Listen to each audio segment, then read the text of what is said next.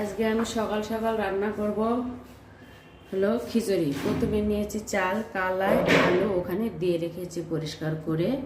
তারপর এখানে কাটা আছে গাজর, ক্যাপসিকাম, তারপরে হলো মিষ্টি লাউ, পেঁপে, এগুলো সব সবজি আমি এই খিচুড়ির মধ্যে দিয়ে দেবো। বানাবো আজকে আমি সবজি খিচুড়ি, এই জন্য বিভিন্ন প্রকার সবজি দিয়েছি।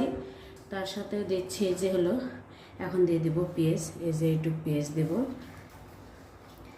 খিচুড়ি মনে হয় অনেকগুলোই হবে, যাই হোক আমার পরিবারের ছেলে মেয়ে আছে অনেকগুলো খাবে। এই যে কাঁচামরিচ, শুকনো মরিচ, এটা দিলে আরও ভালো স্বাদ হবে। দারচিনি, সাদা ফল, কালো ফল এগুলো দিয়ে দিলাম। আর তেজপাতা আগে দিয়ে দিয়েছি।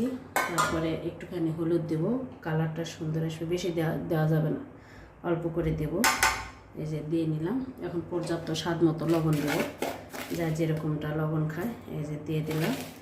যেহেতু সবজি খিচুড়ি একটু লবণটা আমি বেশি দিয়ে নিলাম, মনে হয় ভালো হবে। আর আমি সরিষার তেল খাই, সরিষার তেলটাই আমার কাছে খুব পছন্দের।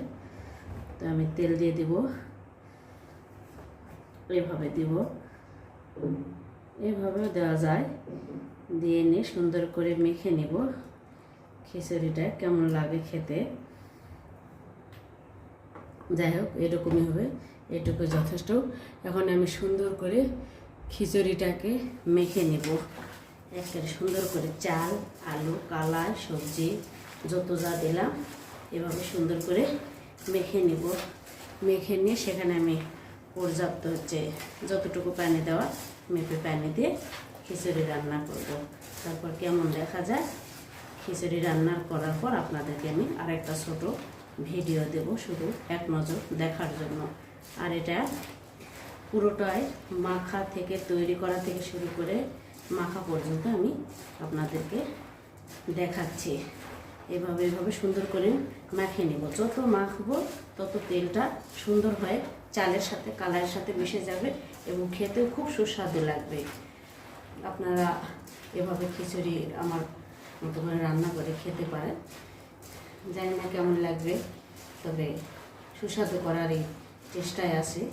দেখা যাক, খাবার পরে বোঝা যাবে কেমন হয়েছে আমার সবজি খিচুড়ি। তো সবাই একটু লাইক কমেন্টে জানাবেন কেমন লেগেছে আমার খিচুড়ি মাখাটা।